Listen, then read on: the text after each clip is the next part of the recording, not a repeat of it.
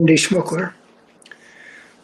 I'm pretty strongly pro-Biden, and I'm pretty strongly pro-Israel, but I am not pretty strongly Biden continuing to support Israel in the way he's been doing. I don't really understand why the spigot of aid has been so unconditional, while Netanyahu and his gang have been dealing with Biden by giving him the finger increasingly, really disregarding what he taking the money, taking the weapons, and ignoring what Biden wants to have happen. And this has reached such a point now that it seems really clear that not only is Netanyahu not interested in being decent to Biden, to be supportive in exchange for the crucial support he got from Biden in the immediate aftermath of that Hamas atrocity. But it looks pretty clear as that Netanyahu actually would like to damage Biden politically, has certainly no inhibitions about doing it. I don't understand why Biden takes this kind of treatment from Netanyahu and continues to provide the aid. I just don't understand it. It's not like it's good for Israel to be following the Netanyahu policy. All I can say is that Netanyahu and his government have essentially done everything that I imagine that Hamas hoped that they would do, that they deliberately provoked with their atrocities on October 7th. I think it has marvelously achieved Hamas's purposes, which is to diminish the chance that Israel will survive in that region over the long haul.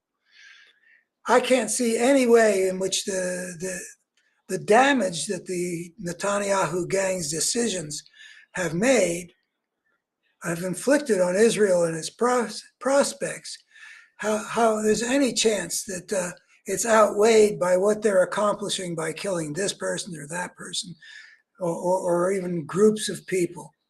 The reservoir from which terrorism against Israel might, I imagine that it's grown because of the way the Netanyahu gang has gone, which is directly the opposite direction of where Biden would want.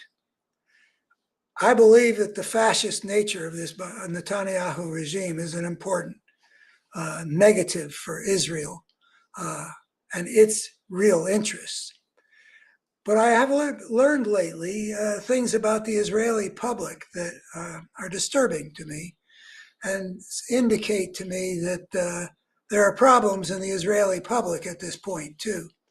I read someplace that 68% of Israelis polled in some way opposed providing humanitarian aid to the starving people in Gaza. And then I've heard, and that disappointed me because 68% is not the level of the fascist part of the Israeli politics. The fascists are opposed probably by a majority of the Israeli people, but it's apparently not strongly directed to make what I think would probably be the rational choices for the Israelis to be making, given the terrible position that Hamas put them in. Not an easy position, but I don't have it. I don't know exactly what they should have done, but I feel almost certain, virtually certain, that what they're doing, the total package of what they're doing and not doing, is really a blunder as well as a crime. So if Biden is a friend of Israel, I think it's important for him to not continue to bankroll the Israeli blunders and crimes. for our purposes as the United States, we don't want to be tied to disgraceful behavior like this. We're going after war criminals in Ukraine. As time goes on, the defensibility of the total picture of what the Israelis are doing has essentially vanished as far as I can see. As much as I would like to be able to justify what they're doing, I can't see it.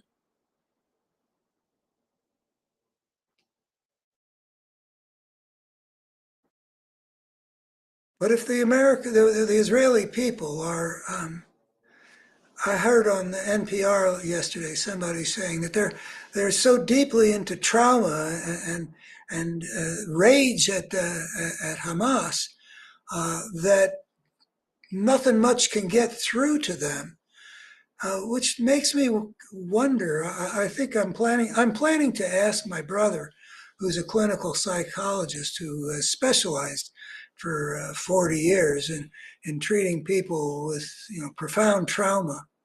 He wrote a manual about how to deal with victims of the rape camps that the Serbians subjected Bosnian women to back in the 90s. I'm going to ask him, is this connection that some people seem to be making, that the Israeli people are so profoundly traumatized that it's basically disabling them from being able to think uh, from anything other than a very primitive, vengeful place about how to respond. I don't know. But I'm gathering that the problem in Israel, perhaps because of the depth of the trauma, goes beyond the fascist regime that's in power and has disabled much of the country from being able to do in this situation what would really serve their own long-term interests, to be able to live at peace and with security, uh, and how to get there from the terrible place that October 7th put everybody. Okay, those are my thoughts. But I'd be interested in hearing what Biden is. Biden being advised in this direction, or is he over out of his great loyalty to Israel? Is he overriding what Jake Sullivan and Blinken are saying they should do? I couldn't make an argument for why he should continue to give a blank check. It's letting the needy dog wag the superpower that's got what the dog needs. I mean, the tail.